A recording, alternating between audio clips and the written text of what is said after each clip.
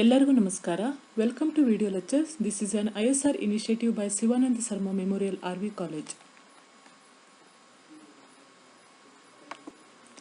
SSM RV College, one of the premier institutes run by the prestigious RV group of institutions, has come up with a unique initiative to engage students at the time of this unforeseen medical emergency caused by corona outbreak.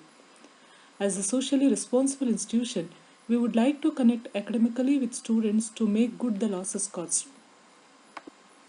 In this connection, I, Dr. Pratima Vijay of Department of Kannada, has posted a video on the subject 4th Sem BCA and the topic Champu Enna Bahu Dandame Salgum.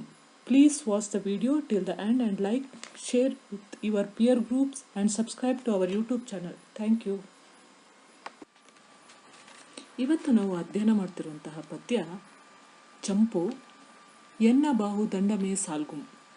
ಕವಿ ಪಂಪ. ಪಂಪ ಅವರು ಕನ್ನಡದ ಆದಿಕವಿ.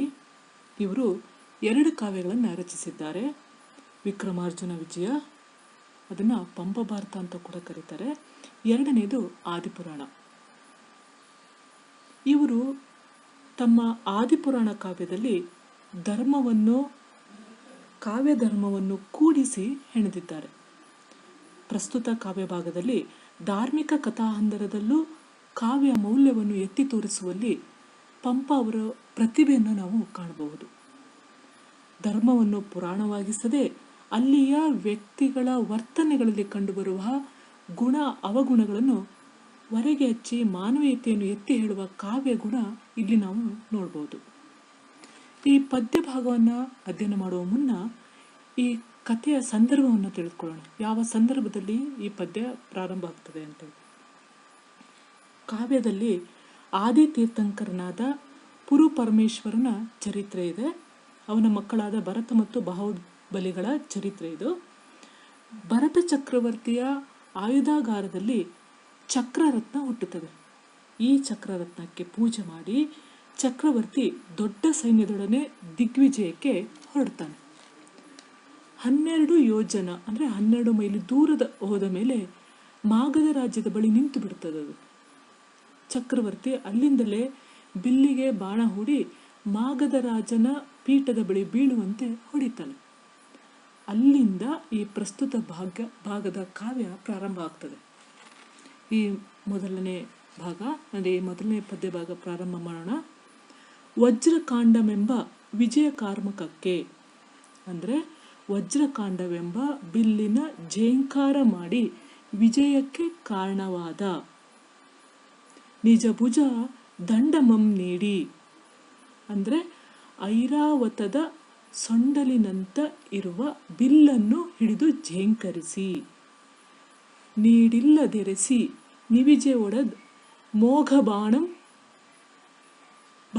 ಮನುರ್ಚಿಕೊಂಡು ಅಂದರೆ ಒಂದು ಅಮೋಘ ಬಾಣವನ್ನು ಬತ್ತಳಿಕೆಯಿಂದ ಎಳೆದುಕೊಂಡನು.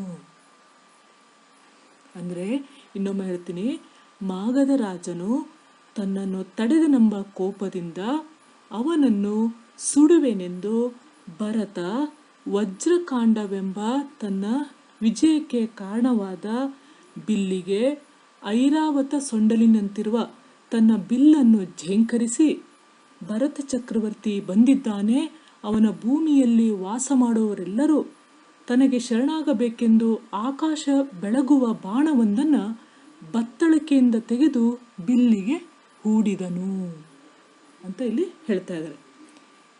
ಇನ್ನು ಮುಂದುವರಿಸುತ್ತಾ, ಪುರು ಪರಮೇಶ್ವರ ಪುತ್ರಂ ಅಂದರೆ ಪುರುರಾಜನ ಪುತ್ರ ಭರತೇಶ್ವರ ಚಕ್ರವರ್ತಿ ಬಂದಿರ್ದಂತ ಅಂದರೆ ಭರತೇಶ್ವರ ಚಕ್ರವರ್ತಿ ಬಂದಿರ್ದಂಥ ಧರಣಿ ನಿವಾಸಿಗಳಂ ಅಂದರೆ ಭರತೇಶ ಚಕ್ರವರ್ತಿ ಬಂದಿರುವನು, ಅವನ ಭೂಮಿಯಲ್ಲಿ ವಾಸ ಮಾಡ್ತಿರುವಂತಹ ಎಲ್ಲರೂ ವೆಂತರಾಮರರ್ ಬಂದು ಕಾಣ್ಬುದವನತ ಮುಕ್ಕುಟರ್ ಅಂದರೆ ಎಂಥವರೇ ಆ ಭೂಮಿಯಲ್ಲಿ ವಾಸ ಮಾಡ್ತಿರೋ ಎಂಥವರೇ ಆಗಿದ್ರು ಒಂದು ತಲೆ ತಗ್ಗಿಸಿಕೊಂಡು ಬಂದು ಕಾಣುವರು ಅಂತ ಹೇಳ್ತಾ ಇದ್ದಾರೆ ಇಲ್ಲಿ. ಇನ್ನೊಮ್ಮೆ ಹೇಳ್ತಾ ಇದ್ದೀನಿ, ಪುರುರಾಜನ ಪುತ್ರ ಭರತೇಶ ಚಕ್ರವರ್ತಿ ಬಂದಿದ್ದಾನೆ, ಅವನ ಭೂಮಿಯಲ್ಲಿ ವಾಸ ಮಾಡ್ತಿರುವಂಥ ಎಂಥವರೇ ಆದರೂ ಅವನೆದುರಿಗೆ ಬಂದು ತಲೆ ತಗ್ಗಿಸಿಕೊಂಡು ಬಂದು ಕಾಣುವರು ಅಂತ ಇಲ್ಲಿ ಹೇಳ್ತಾ ಇದ್ದಾರೆ. ಹೀಗೆ ಕವಿ ಮುಂದುವರಿಸುತ್ತಾ ಎಂಬ ಅಕ್ಕರದಿದ್ದ ಬೆಸೆದುದ ಅಂದರೆ ಎಂಬ ಅಕ್ಷರಗಳಿಂದ ಕೂಡಿದ ನಂಬರ ತಳಮೊಡನೆ ಬೆಳಗ್ಗೆ ಬೆಳಪುದನ ಅಂದರೆ ಆಕಾಶ ತಳವನ್ನು ಬೆಳಗುವ ಶೌರ್ಯ ಅಂಬುದಿ ತೊಟ್ಟಿಸಲೊಡಮಿರ ಅಂದರೆ ಬಾಣವೊಂದನ್ನು ಆ ಶೌರ ಸಮುದ್ರನು ಹೂಡಿದನು. ಇಲ್ಲಿ ಶೌರ ಸಮುದ್ರ ಯಾರು?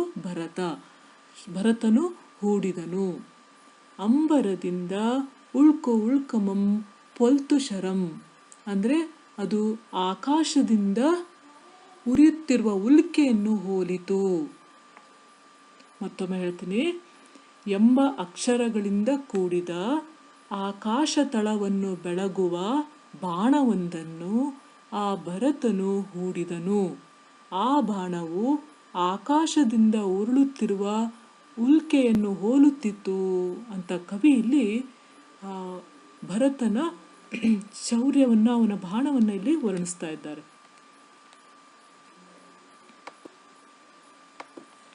ಹೀಗೆ ಕವಿ ಅವನು ಬಿಟ್ಟಂತಹ ಬಾಣ ಯಾವ ರೀತಿಯಲ್ಲಿ ಒಳುಕ್ತಾ ಇತ್ತು, ಯಾವ ರೀತಿ ರಭಸದಿಂದ ಬರ್ತಾ ಇತ್ತು ಅನ್ನೋದನ್ನ ಮತ್ತೆ ವರ್ಣಿಸ್ತಾ ಇದ್ದಾರೆ.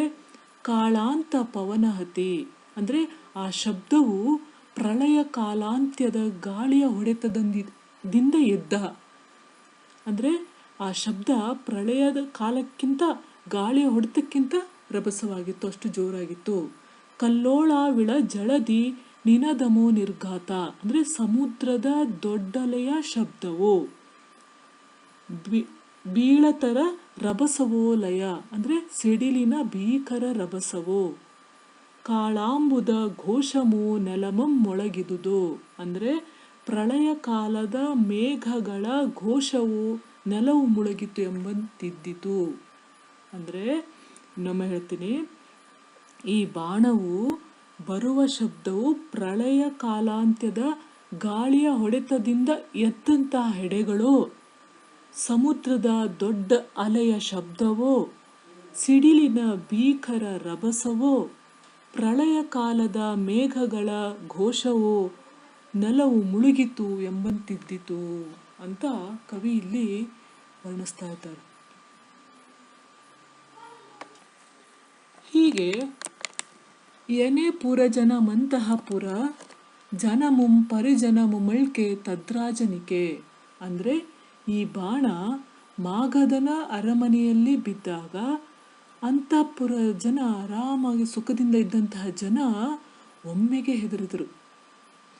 ತನದಲ್ಲಿ ಬೀಳ್ದು ಪಡೆದುದು ಮನಕ್ಕೆ ಕಡು ಮುಳಿಸಿ ನೆಸಕಮಂ ಮಾಗಧನ ಅಂದರೆ ಈ ಸ್ಥಿತಿಯು ಎಲ್ಲರ ಮನಸ್ಸಿನಲ್ಲಿ ಭಯ ಹುಟ್ಟಿಸಿದರೆ ಮಾಗಧನಿಗೆ ಕಡು ಕೋಪವನ್ನು ಉಂಟು ಮಾಡುವಂತೆ ಮಾಡಿತು. ಅಂದರೆ ಇನ್ನೊಮ್ಮೆ ಹೇಳ್ತಾ ಇದ್ದೀನಿ, ಈ ಬಾಣವು ಮಾಗಧನ ಅಂತಃಪುರದೊಳಗೆ ಬೀಳುತ್ತಿದ್ದಂತೆ ಸುಖದಿಂದ ಇದ್ದ ಜನರಲ್ಲಿ ಆತಂಕವನ್ನು ಉಂಟು ಮಾಡಿತು. ಆ ಸ್ಥಿತಿಯು ಮಾಗಧನ ಮನಸ್ಸಿನಲ್ಲೂ ಕೋಪವನ್ನು ಹೆಚ್ಚಿಸಿತು. ಹೀಗೆ ಕೋಪಗೊಂಡ ಮಾಗಧನು ಪರಿಭವದ ಪೊರೆಯನಾಂತಿ ಅಂದರೆ ತಿರಸ್ಕಾರದ ಹೊರೆಯನ್ನು ಹೊತ್ತು ಶತ್ರುಗಳಿಗೆ ಇದ್ದ ರಾತ್ರಿಗಳೇಳ್ಗೆ ಅಳ್ಕಿ ತನ್ನ ಕುಲಮಂ ಛಲಮಂ ಅಂದರೆ ಹೆದರಿ ತನ್ನ ಕುಲದ ಛಲ ದೊರೆತನ ದೊರೆಯಂ ಕಿಡೆ ಬಾಳ್ವೆಂ ಗಂಡ ರೂಪಿನೊಳ್ ಗಂಡನಲ್ತು ಪೆಂಡತಿಯೂ ಒಲಂ ಅಂದರೆ ಹಾಳಾಗುವಂತೆ ಬಾಳುವವನು ಗಂಡಸಲ್ಲ, ಅವನು ಗಂಡ ರೂಪಿನ ಹೆಂಗಸೆ ಸರಿ ಅಂತ ಹೇಳ್ತಾನೆ. ಅಂದರೆ ಇನ್ನೊಮ್ಮೆ ಹೇಳ್ತಾ ಇದ್ದೀನಿ, ಮಾಗಧನು ಕೋಪದಿಂದ ತನ್ನ ಮೇಲೆ ಬಾಣ ಪ್ರಯೋಗ ಮಾಡಿದವನ ಮೇಲೆ ಆಕ್ರಮಣ ಮಾಡಲು ಪುರುಜನರು ಸೈನಿಕರು ಹೊರಟು ನಿಂತಾಗ ಅವರನ್ನು ಕುರಿತು ಹೇಳ್ತಾನೆ. ತಿರಸ್ಕಾರದ ಹೊರೆಯನ್ನು ಹೊತ್ತು ಶತ್ರುಗಳಿಗೆ ಹೆದರಿ ತನ್ನ ಕುಲದ ಗೌರವವು ಛಲವು ದೊರೆತನವು ಹಾಳಾಗುವಂತೆ ಬಾಳುವವನು ಗಂಡಸಲ್ಲ, ಅವನು ಗಂಡು ರೂಪಿನ ಹೆಂಗಸೇ ಸರಿ ಅಂತ ಹೇಳ್ತಾನೆ. ಹೀಗೆ ಮಾಗಧನು ತನ್ನ ಮಾತನ್ನು ಮುಂದುವರಿಸುತ್ತಾ ಬಗೆಗೊಂಡ ಕುಲಧನಂ ಸಮದ ಗಜಂ ಅಂದರೆ ನಿಮ್ಮಲ್ಲಿ ಮೆಚ್ಚುಗೆಗೊಂಡ ಕುಲಧನ ಅಶ್ವಗಳನ್ನು ಜಾತ್ಯಾಶ್ವಮೆಂಬವಂ ಮತ್ತೋರ್ಬ ಪಗೆವಂಗೆ ಕೊಟ್ಟು, ಅಂದರೆ ಜಾತಿಯಿಂದ ಬಂದವನ್ನೆಲ್ಲ ಶತ್ರುಗಳಿಗೆ ಸಮರ್ಪಿಸಿ ಕುಳಿತವನು, ಛೀ ಕೆಮ್ಮುಗೆ ಬೆಸೆವವನು ಅರಸದೆಂತೂ ಪಗರ್ಣದರಸಂ, ಅಂದರೆ ಅರಸನೇ, ಛೀ ಅವನೊಬ್ಬ ನಾಟಕದಲ್ಲಿ ಪಾತ್ರಧಾರಿ ಅರಸ ಅಷ್ಟೇ ಅಂತ ಹೇಳ್ತಾನೆ. ಅಂದರೆ ತಮಗೆ ಒದಗಿ ಬಂದ ಕುಲಧನವನ್ನು ಮದ್ದಾನೆಯನ್ನು ಶತ್ರುವಿಗೆ ಸಮರ್ಪಿಸಿ ಕುಳಿತವನು ಅರಸನೇ, ಛೀ ಅವನೊಬ್ಬ ನಾಟಕದಲ್ಲಿ ಪಾತ್ರಧಾರಿಯಾದ ಅರಸನಾಗುವನೇ ಹೊರತು ನಿಜವಾದ ಅರಸನೆನಿಸುವುದಿಲ್ಲ ಅಂತ ಹೇಳ್ತಾನೆ. ಅದೇ ರೋಷದಲ್ಲಿ ತನ್ನ ಮಾತನ್ನು ಮುಂದುವರಿಸುತ್ತಾ ಮಾಗಧನು, ಶರ ಚಾಪ ಚಕ್ರ ಭೀಕರ, ಅಂದರೆ ಬಿಲ್ಲು ಚಕ್ರ ಕತ್ತಿ ಆಯುಧಗಳಿಂದ ವಿಭೂಷಿತವಾದ ಕರವಾಳಯುಧ ವಿರಾಜಿ ಮತ್ಕರಯುಗಮಿನ್ ದೊರಗಿಡೆ ಪೆರಿಂಗೆ ಮುಗಿಯುವುದೇ, ನನ್ನ ಕೈಗಳೆರಡು ಪರೀಕ್ಷಿಸಿದರೆ ಶತ್ರುವಿಗೆ ಕೈ ಮುಗಿಯುತ್ತವೆಯೇ, ಕಿರೀಟಮಿದು ಪೆಂಪುಗಿಡೆ ಪೆರಂಗೆ ಎರಗುವುದೇ, ಈ ಕಿರೀಟ ನನ್ನ ಹಿರಿಮೆ ತೊರೆದು ಇನ್ನೊಬ್ಬರಿಗೆ ಎರಗುವುದೇ ಅಂತ ಹೇಳ್ತಾ ಇದ್ದಾನೆ. ಇನ್ನೊಮ್ಮೆ ಹೇಳ್ತೀನಿ, ತಾನೊಬ್ಬ ವೀರ ಶೂರನೇ ಹೊರತು ಶತ್ರುವಿಗೆ ಎಂದೂ ತಲೆಬಾಗುವುದಿಲ್ಲ. ನನ್ನ ಬಾಣ ಬಿಲ್ಲು ಚಕ್ರ ಕತ್ತಿ ಮುಂತಾದ ಆಯುಧಗಳಿಂದ ವಿಭೂಷಿತವಾದ ನನ್ನ ಕೈಗಳೆರಡು ಪರೀಕ್ಷಿಸಿದರೆ ಶತ್ರುವಿಗೆ ಕೈ ಮುಗಿಯುತ್ತದೆಯೇ? ಎಂದಿಗೂ ಸಾಧ್ಯವಿಲ್ಲ. ಈ ನನ್ನ ಕಿರೀಟವು ತನ್ನ ಹಿರಿಮೆಯನ್ನು ತೊರೆದು ಇನ್ನೊಬ್ಬನಿಗೆ ಎಂದಿಗೂ ತಲೆಬಾಗೋದಿಲ್ಲ ಅಂತ ರೋಷದಿಂದ ಮಾತಾಡ್ತಾನೆ.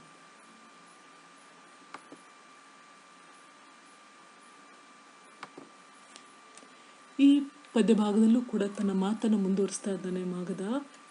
ಕುಲದ ಛಲದಾಯ ದರೆವಿನ, ಅಂದರೆ ಕುಲ ಛಲ ಸಾಮರ್ಥ್ಯ ಶೂರತನ ಕಲಿತನದ ಉನ್ನತಿಯನ್ನು ಆಲಿಸದಿ ಸುರಸಭೆಯಲ್ಲಿ, ಅಂದರೆ ಉನ್ನತಿ ಸುರಸಭೆಯಲ್ಲಿ ಆಲಸ್ಯವಿಲ್ಲದೆ ಫಲವಾಡುವೆನ್ನ ನಾಲಿಗೆ, ಅಂದರೆ ತನ್ನ ಬಗ್ಗೆ ಹೇಳಿಕೊಳ್ಳುವ ನನ್ನ ನಾಲಿಗೆಯು ಬಳಸ್ತನೋರ್ವಂಗೆ ಜಿಯಾ ದೇವೆಂದ ಪೂದೆ, ಬಲಿಷ್ಠನೊಬ್ಬನೆದುರು ಜಿಯಾ ದೇವ ಎಂದು ಹೇಳಲಾಶಿಸುವುದೇ ಅಂತ ಹೇಳ್ತಾ ಇದ್ದಾನೆ. ಅಂದರೆ ಕುಲ ಛಲ ಸಾಮರ್ಥ್ಯ ಶೂರತನ ಮತ್ತು ದಿಟ್ಟತನಗಳ ಉನ್ನತಿಯನ್ನು ಹಲವು ರೀತಿಯಾಗಿ ಸುರಸಭೆಯಲ್ಲಿ ಆಲಿಸದೆ ಹೇಳಿಕೊಳ್ಳುವ ನನ್ನ ನಾಲಿಗೆಯು ಬಲಿಷ್ಠನೊಬ್ಬನೆಂದು ಹೇಳಿಕೊಂಡು ಬಂದವನಿಗೆ ಜಿಯಾ ದೇವ ಎಂದು ಹೇಳಲು ಅಪೇಕ್ಷಿಸುವುದೇ ಎಂದು ಅದು ಎಂದಿಗೂ ಸಾಧ್ಯವಿಲ್ಲ ಅಂತ ಹೇಳ್ತಾ ಇದ್ದಾನೆ.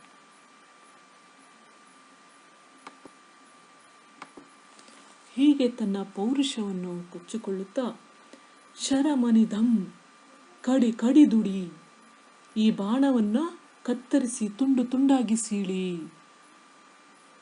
ಎರಡೆರಡಪ್ಪಂತು ತರೆದು ರಿಪುಬಲ ಗಹನಾಂ, ಅಂದರೆ ಶತ್ರು ಸೈನ್ಯವೆಂಬ ಕಾಡಿನ ತರಮಂ ಸುಡಲೊಗೆವುದು, ಅಂದರೆ ಮಧ್ಯಭಾಗದಲ್ಲಿ ಸುಡಲು ಎಸೆಯಬೇಕು, ದುರ್ಧರ ಕೋಪಾಗ್ನಿಯನೇ ಮುನ್ನಮಾನ್ ಹೊತ್ತಿಸೆನೆ, ಅದಕ್ಕೆ ಕೋಪಾಗ್ನಿಯನ್ನು ನಾನೇ ಮೊದಲು ಹೊತ್ತಿಸಲಾರೆನೆ ಅಂತ ತನ್ನನ್ನು ತಾನು ಹೊಗಳ್ಕೊತಾ ಇದ್ದಾನೆ. ಅಂದರೆ ಇಲ್ಲಿಗೆ ಬಂದು ಬಿದ್ದಿರುವ ಈ ಬಾಣವನ್ನು ತುಂಡು ತುಂಡಾಗಿ ಕತ್ತರಿಸಿ ಶತ್ರು ಸೈನ್ಯ ಎಂಬ ಕಾಡಿನ ಮಧ್ಯಭಾಗವನ್ನು ಸುಟ್ಟು ಹಾಕಬಲ್ಲೆ, ಆದರೆ ಅದಕ್ಕೆ ಬೇಕಾದ ಕೋಪಾಗ್ನಿಯನ್ನು ನಾನೇ ಮೊದಲು ಹೊತ್ತಿಸಬಾರದೆಂದು ಸಹನೆ ತಂದುಕೊಂಡಿದ್ದೇನೆ ಹೊರತು ನಾನು ಶತ್ರುವಿಗೆ ಹೆದರಿ ಸುಮ್ಮನಾಗಿಲ್ಲ ಅಂತ ಸೈನಿಕರೆದುರು ಹೇಳ್ತಾ ಇದ್ದಾನೆ. ಹೀಗೆ ಮಾಗಧನು ತನ್ನೆಲ್ಲ ಮಾತುಗಳನ್ನು ಮುಗಿಸಿದ ನಂತರ ಎಂದು ನುಡಿವನಿತುಮಂ ನುಡಿದು, ಎಂದು ನುಡಿಯುವುದನ್ನೆಲ್ಲ ನುಡಿದು ಮಾಣ್ಬ ಮಾಗಧಮಾರನಂ ಕುಲವೃದ್ಧರೆಯಿದೆ ಒಂದು, ಅಂದರೆ ನಿಲ್ಲಿಸಿದ ಮೇಲೆ, ತನ್ನ ಮಾತುಗಳನ್ನೆಲ್ಲ ನಿಲ್ಲಿಸಿದ ಮೇಲೆ ಮಾಗಧದ ಪರಂಪರೆಯನ್ನರಿತ ಹಿರಿಯರು ಹೀಗೆಂದರು: ಬಲಸ್ತನೊಳ್ ಬಲಮನೆ ಪೋಂಬುದುಂ ಪರಿಭವಕ್ಕೆ ಮೊದಲ್, ಬಲಾಢ್ಯದಲ್ಲಿ ಬಲವನ್ನು ತೋರಿಸುವುದು ಸೋಲಿಗೆ ನಾಂದಿ ಎನಿಸುವುದು ಅಂದರು. ಅರ್ಥ ಆಯ್ತಲ್ಲ? ಏನಂತಾರವರು? ಬಲಸ್ತನೊಳ್ ಬಲಮನೆ ಪೋಂದುಮಂ ಪರಿಭವಕ್ಕೆ ಮೊದಲಂದರೆ ಬಲಾಢ್ಯದಲ್ಲಿ ಬಲವನ್ನು ತೋರಿಸುವುದು ಸೋಲಿಗೆ ನಾಂದಿ ಎನಿಸುವುದು ಅಂತ ಹೇಳ್ತಾರೆ. ಅಂದರೆ ಇನ್ನೊಮ್ಮೆ ಹೇಳ್ತೀನಿ, ಹೀಗೆಂದು ಹೇಳಿದ ಮಾಗಧ ಅರಸನ ಮಾತನ್ನು ಕೇಳಿ ಅಲ್ಲಿದ್ದ ಪರಂಪರೆ ಎಲ್ಲವನ್ನು ತಿಳಿದ ಕುಲವೃದ್ಧರು ಹೀಗೆಂದರು: ಎಲೆಯ ಅರಸನೇ, ಬಲಾಢ್ಯದಲ್ಲಿ ಬಲವನ್ನು ಪ್ರದರ್ಶಿಸುವುದು ಸೋಲಿಗೆ ನಾಂದಿ ಎನಿಸುವುದು ಅಂತ ಹೇಳ್ತಾರೆ. ಹಾಗೆ ಅವ್ರ ಮಾತನ್ನು ಮುಂದುವರಿಸ್ತಾರೆ. ಕಡುಗಲಿತನಮಂ ಚಾಗದ, ಅಂದರೆ ಈ ಪ್ರಪಂಚದಲ್ಲಿ ಶೌರ್ಯವು ತ್ಯಾಗದ ಹೊಗಳಿಕೆಯು ಪಡೆ ಮಾತು ವಿದ್ಯೆಯುರ್ಕು ಮೋರ್ವನೊಳೆಂತು, ಅಂದರೆ ವಿದ್ಯಾಗರ್ವವು ಒಬ್ಬರಲ್ಲೇ ಎಂದು ನಡೆಯುವುದು ಭಾವನಾಂತರದಳು, ಅಂದರೆ ನಿಯಮಿತವಾಗಿ ಇರಲಾರದು. ನಿಡಿಯರ್ಗಂ ನಿಡಿಯರೊಳರಿಂದಂ ವಿಸ್ಮಯವೇ, ಏನೋ ನಿಡಿಯರ್ಗಂ ನಿಡಿಯರೊಳರಿದಂ ವಿಸ್ಮಯವೇ, ಅಂದರೆ ದೊಡ್ಡವರಿಗಿಂತ ದೊಡ್ಡವರು ಲೋಕದಲ್ಲಿ ಇದ್ದೇ ಇರುತ್ತಾರೆ, ಇದೇನು ಆಶ್ಚರ್ಯವಲ್ಲ ಅಂತ ಹೇಳ್ತಾರೆ. ಇನ್ನೊಮ್ಮೆ ಹೇಳ್ತೀನಿ, ಪರಂಪರೆಯನ್ನು ಅರಿತ ಆ ಕುಲವೃದ್ಧರು ತಮ್ಮ ಮಾತನ್ನು ಮುಂದುವರಿಸ್ತಾ, ಈ ಪ್ರಪಂಚದಲ್ಲಿ ಶೌರ್ಯವು ತ್ಯಾಗದ ಹೊಗಳಿಕೆಯು ವಿದ್ಯಾವರ್ಗವು ಒಬ್ಬನಲ್ಲೇ ಎಂದು ನಿಯಮಿತವಾಗಿ ಇರಲಾರದು, ದೊಡ್ಡವರಿಗಿಂತ ದೊಡ್ಡವರು ಲೋಕದಲ್ಲಿ ಇದ್ದೇ ಇರುತ್ತಾರೆ, ಇದೇನು ಆಶ್ಚರ್ಯವಲ್ಲ ಎಂದರು.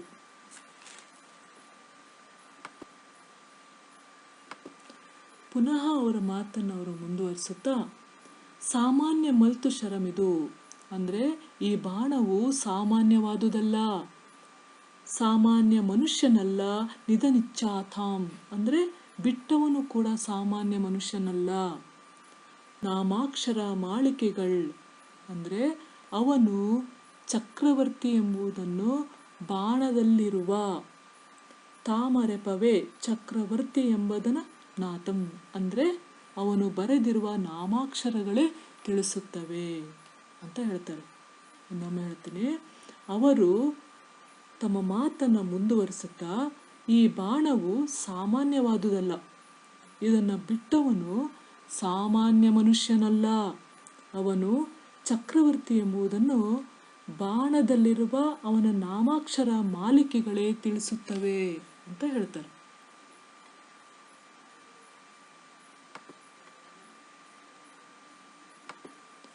ಇನ್ನು ಈ ಪದ್ಯಭಾಗದಲ್ಲಿ ಆ ಹಿರಿಯರ ಮಾತುಗಳನ್ನೆಲ್ಲ ಕೇಳಿದಂತಹ ಮಾಗಧನ ಆ ಗರ್ವ ಹೇಗೆ ಇಳಿದೋಗುತ್ತೆ ಅನ್ನೋದನ್ನ ಇಲ್ಲಿ ಹೇಳ್ತಾ ಇದ್ದಾರೆ. ಪುರು ಪರಮೇಶ್ವರ ಪುತ್ರಂ, ಅಂದರೆ ಪುರುರಾಜನ ಪುತ್ರನು ಚರಮಾಂಗ ಚಕ್ರವರ್ತಿ ಇಂದೊಡೆ ಪೆಳಿಲ್, ಅಂದರೆ ಚರಮಾಂಗನು ಚಕ್ರವರ್ತಿಯೂ ಆದ ದೊರೆ ಪೆರೆರಾರ್ ಭರತನೊಡನೆ ಕರುಗಿದುದ ಗರ್ವ ಪರ್ವತಮಂ ಮಾಗಧನ, ಅಂದರೆ ಭರತ ಮಹಾರಾಜನಿಗೆ ಸಮನಾರು ಅಂತ ಹೇಳಿದ್ಮೇಲೆ ಮಾಗಧನ ಗರ್ವ ಪರ್ವತವು ಕರಗಿ ಹೋಯಿತು ಅಂತ ಹೇಳ್ತಿದ್ದಾರೆ. ಇನ್ನೊಮ್ಮೆ ಹೇಳ್ತೀನಿ, ಈ ಬಾಣವು ಪುರುರಾಜನ ಪುತ್ರನು ಚಕ್ರವರ್ತಿಯೂ ಆದ ಭರತ ಮಹಾರಾಜನದು. ತನ್ನ ಈ ಜನ್ಮದ ಕೊನೆಯಲ್ಲಿ ನಿರ್ವಾಣವನ್ನು ಪಡೆಯಲಿರುವ ಚರಮಾಂಗನು ಪುರುರಾಜನ ಪುತ್ರನು ಚಕ್ರವರ್ತಿಯೂ ಆದ ಭರತ ಮಹಾರಾಜನಿಗೆ ಸರಿಸಾಟಿ ಯಾರಿಲ್ಲ ಎಂದು ಆ ಹಿರಿಯರು ಹೇಳಿದ್ಮೇಲೆ ಮಾಗಧನ ಗರ್ವ ಪರ್ವತವು ಕರಗಿ ಹೋಯಿತು ಅಂತ ಇಲ್ಲಿ ಹೇಳ್ತಾ ಇದ್ದಾರೆ.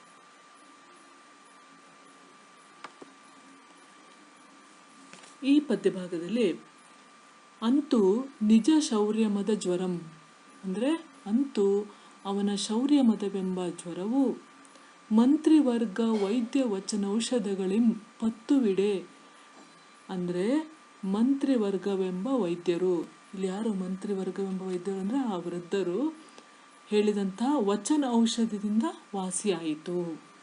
ಮುನ್ನಂ ಪೂಜಿಸಿ ಶರಮಂ ರನ್ನದ ಪಡಲಗೆಯೊಳ್ಳಿಟ್ಟು ಭರತನ್ ರಪಚರಣಗಳಾಳ್ಗ ಮಗದಾಮರಂ, ಅಂದರೆ ಮಗಧನು ಭರತನ ಬಳಿ ತನ್ನ ಶರ ಅಂದರೆ ಬಾಣವನ್ನು ಅವನ ಮುಂದೆ ಇಟ್ಟು ಚರಣಕ್ಕೆರಗಿದನು, ಅವನ ಪಾದಕ್ಕೆ ಎರಗಿದನು.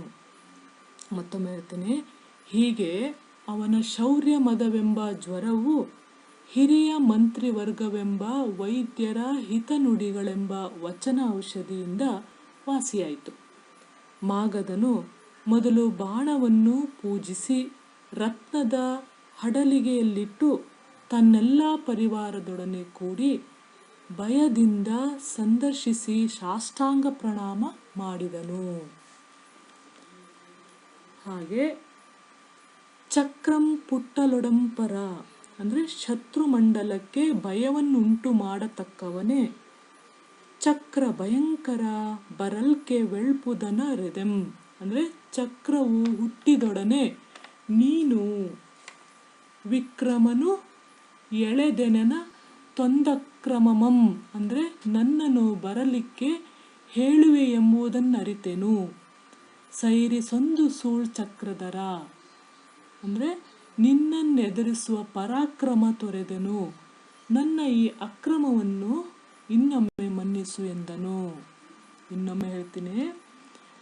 ನಂತರ ಮಾಗಧನು ಅವನ ಚರಣಕ್ಕೆರಗಿ ನಂತರ ಏನು ಮಾಡ್ತಾನೆ ಅಂದರೆ ಆ ಮಾಗಧನು ವಿನಯಪೂರ್ವಕವಾಗಿ ಶತ್ರುಮಂಡಲಕ್ಕೆ ಭಯವನ್ನು ಉಂಟು ಮಾಡುವವನು ಯಾರು? ಭರತ ಚಕ್ರವರ್ತಿ ಹೇಳ್ತಾ ಇದ್ದಾನು. ಚಕ್ರವು ಹುಟ್ಟಿದೊಡನೆ ನೀನು ನನ್ನನ್ನು ಬರಲಿಕ್ಕೆ ಹೇಳುವೆ ಎಂಬುದನ್ನು ಅರಿತೆನು, ನಿನ್ನನ್ನು ಎದುರಿಸುವ ಪರಾಕ್ರಮವನ್ನು ತೊರೆದೆನು. ಚಕ್ರಧರ, ನನ್ನ ಈ ಅಕ್ರಮವನ್ನು ಇದೊಂದು ಬಾರಿ ಸಹಿಸು, ಮನ್ನಿಸು ಎಂದು ಬೇಡಿಕೊಂಡನು.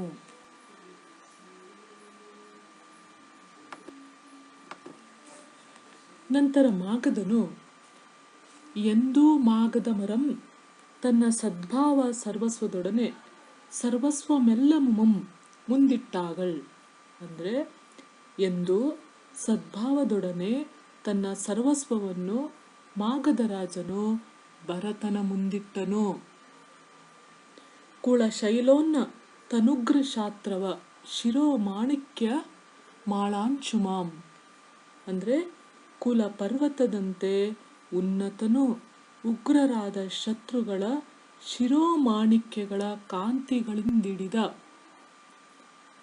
ಸಳಿತ ಶ್ರೀಪದ ಪೀಠ ರತ್ನಕಿರಣಂ ಚಕ್ರೇಶ್ವರ ವಾರ್ಧಿಭು ಅಂದರೆ ಪಾದಪೀಠಗಳಲ್ಲಿನ ರತ್ನಕಿರಣಗಳಿಂದ ಪ್ರಕಾಶಿತನೂ ಆದ ಚಕ್ರೇಶ್ವರನು. ತಳನಾಥಂ ಅನುರಾಗಮಂ ಬಳೆ ಇಸಲ್ಕ ಅರ್ಘ್ಯ ಕ್ರಿಯೆ ತಂಡುಲಂ ಅಂದರೆ ಸಮುದ್ರ ಭೂಮಿಯೊಳ ಒಡೆಯನಾದ ಮಗಧನೊಡನೆ ಅನುರಾಗ ಬೆಳೆಸಲು ಅರ್ಘ್ಯ ಕ್ರಿಯಾರ್ಥವಾದ ಅಕ್ಕಿಕಾಳುಗಳು ಎಂದು ಭಾವಿಸಿ ಗಳಿವೆಂದಾದ ಅರದಿಂದೆ ಕೊಂಡನಮ ವರಳ್ 18 ರತ್ನಗಳಂ ಆ ರತ್ನಗಳ ನಡುವೆ ಕೆಲವು ರತ್ನಗಳನ್ನು ಮಾತ್ರ ಆಧಾರದಿಂದ ಪರಿಗ್ರಹಿಸಿದನು. ಇನ್ನೊಮ್ಮೆ ಹೇಳ್ತೀನಿ. ಕುಲ ಪರ್ವತದಂತೆ ಉನ್ನತನು ಉಗ್ರರಾದ ಶತ್ರುಗಳ ಶಿರೋಮಾಣಿಕ್ಯಗಳ ಕಾಂತಿಗಳಿಂದಿಳಿದ ಪಾದಪೀಠಗಳಲ್ಲಿನ ರತ್ನಗಳ ಕಿರಣಗಳಿಂದ ಪ್ರಕಾಶಿತನೂ ಆದ ಚಕ್ರೇಶ್ವರನು ಸಮುದ್ರ ಭೂಮಿಗಳಿಗೆ ಒಡೆಯನಾದ ಮಾಗಧನೊಡನೆ ಅನುರಾಗವನ್ನು ಬೆಳೆಸಲು ಅರ್ಘಕ್ರಯಾರ್ಥವಾದ ಅಕ್ಷತೆ ಎಂದು ಭಾವಿಸಿ ಆ ರತ್ನಗಳ ನಡುವೆ ಕೆಲವು ರತ್ನಗಳನ್ನು ಮಾತ್ರ ಆದರದಿಂದ ಪರಿಗ್ರಹಿಸಿದನು. ಆದರದಿಂದ ಅಂದರೆ ಗೌರವದಿಂದ ಪರಿಗ್ರಹಿಸಿದನು ಅಂದರೆ ಇಬ್ಬರು ಒಪ್ಪಂದ ಮಾಡಿಕೊಂಡ್ರು ಅಂತ ಇಲ್ಲಿ ಹೇಳುತ್ತಾ ಈ ಪದ್ಯಭಾಗವನ್ನು ಪಂಪ ಇಲ್ಲಿಗೆ ಮುಗಿಸ್ತಾ ಇದ್ದಾನೆ. ಬಹುಶಃ ಪಂಪನು ಯುದ್ಧ ಪರಂಪರೆಯನ್ನು ತಿರಸ್ಕರಿಸಿ ಶಾಂತಿಯ ಕಡೆ ತನ್ನ ಕಾಳಜಿಯನ್ನು ಹೊಂದಿರಬಹುದು ಅಂತ ನಮಗೆಲ್ಲ ಅನಿಸ್ತಾ ಇದೆ. ಆದರೆ ಅದನ್ನು ತನ್ನ ದೊರೆಗೆ ನೇರವಾಗಿ ಹೇಳದೆ ಈ ರೀತಿಯ ಕಾವ್ಯಗಳ ಮೂಲಕ ಅರಿವನ್ನುಂಟು ಮಾಡಲು ಯತ್ನಿಸಿರಬಹುದು ಅಂತ ಈ ಪದ್ಯಗಳನ್ನು ಓದಿದಾಗ ಅನ್ನಿಸ್ತದೆ. ಶತ್ರುಗಳನ್ನು ಬಲದಿಂದ ಗೆಲ್ಲದೆ ಮೈತ್ರಿಯಿಂದ ಗೆಲ್ಲುವುದು ಉಚಿತವೆಂಬುದು ಅವನ ಅಭಿಪ್ರಾಯವಾಗಿತ್ತೇನೋ ಅಂತ ಅನ್ನಿಸ್ತದೆ. ಹೀಗಾಗಿ ಯುದ್ಧ ಪರಂಪರೆಯನ್ನು ಬಿಟ್ಟು ಶಾಂತಿಯ ಮಾರ್ಗದಲ್ಲಿ ಹೋಗಲು ಪಂಪ ತನ್ನ ದೊರೆಯನ್ನು ಉತ್ತೇಜಿಸಿರಬಹುದು ಅನ್ನೋದು ಈ ಪದ್ಯಭಾಗಗಳಿಂದ ನಮಗೆ ಅನ್ನಿಸ್ತಾ ಇದೆ.